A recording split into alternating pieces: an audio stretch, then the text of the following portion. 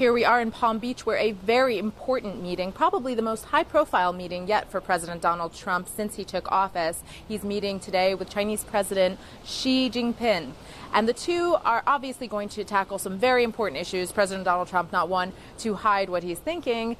He has made very clear of the two major issues on his mind yesterday, tweeting jobs, jobs, jobs. He wants to talk to China about jobs, in particular, bringing jobs back to the United States. Repeatedly throughout the campaign and into his young presidency, he has blamed China for snatching so many of the opportunities that otherwise could go to Americans. And that is something that he has been very intent on talking about with the Chinese, constantly saying that he wants fair trade, but not free trade. The other issue, of course, security matters, specifically North Korea. China is a major ally of North Korea. It's a major trading partner with North Korea.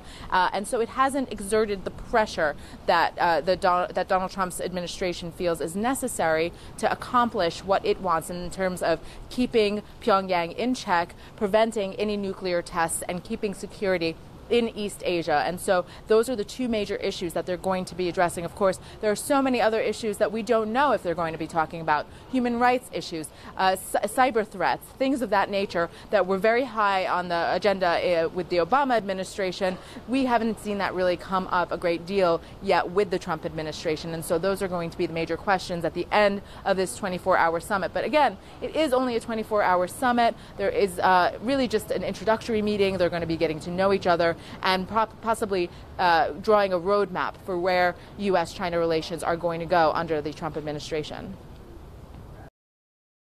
So ever since Tuesday's chemical attack in Syria, the Trump administration's response has been growing steadfast.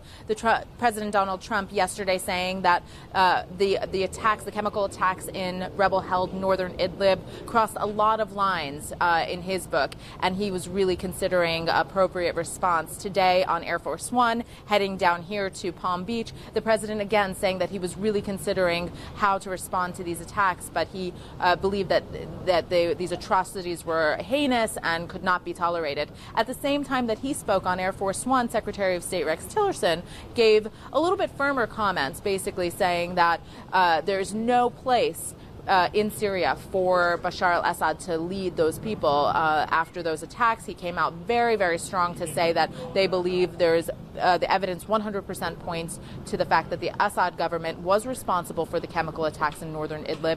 And he said that the U.S. is evaluating an appropriate response. Now, what that response is, they didn't really elaborate, but there's a lot of speculation that it could be possible military action in the future, perhaps against military targets in Syria that belong to the Assad government. And so it's a wait-and-see situation, but ultimately the Trump administration very much getting firmer in its language and its response to those attacks in Syria.